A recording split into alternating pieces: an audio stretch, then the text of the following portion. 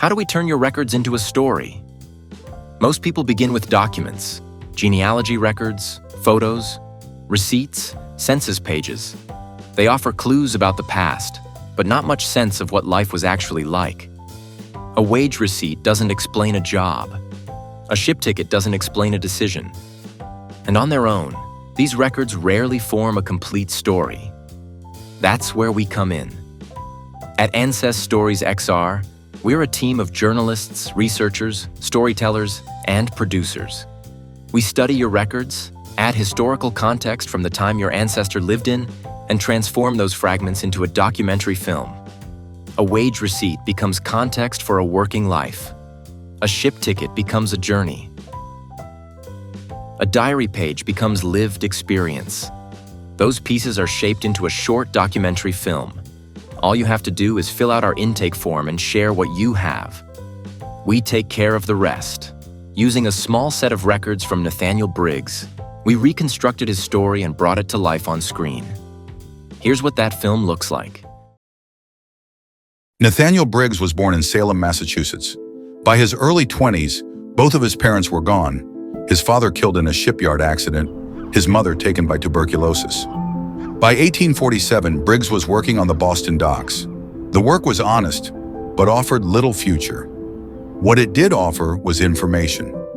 News from the far edges of the country often passed through there first. In January of 1848, Briggs overheard sailors unloading a ship from the west, speaking of gold discovered in California, near Sutter's Mill. The story would not reach East Coast newspapers until August, nor be confirmed until President James K. Polk addressed Congress that December.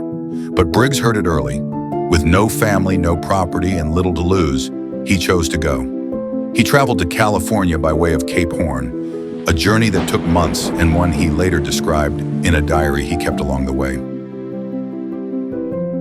Sea is bad again. Feeling sick all day. Sitting down in the dark hole. It is cold down here. Hope we get there soon. When Briggs arrived in 1849, California was already crowded with men chasing the same dream. Most would fail. Needing supplies, Briggs began visiting a store run by Caleb Whitford, a merchant who had come west not to mine for gold, but with the foresight to profit by supplying those who believed they would find it. Briggs made a modest strike, but could see what was coming. Individual mining was giving way to machines and companies. He returned to the store often, at first for supplies and increasingly for Elizabeth, Whitford's daughter, who helped run the store. They married in 1852. By 1857, they had a growing family. After Whitford's death, Briggs took over the business and expanded it. By 1865, Nathaniel Briggs was no longer a laborer, but a prosperous merchant, his life shaped by a single decision made years earlier on the Boston docks.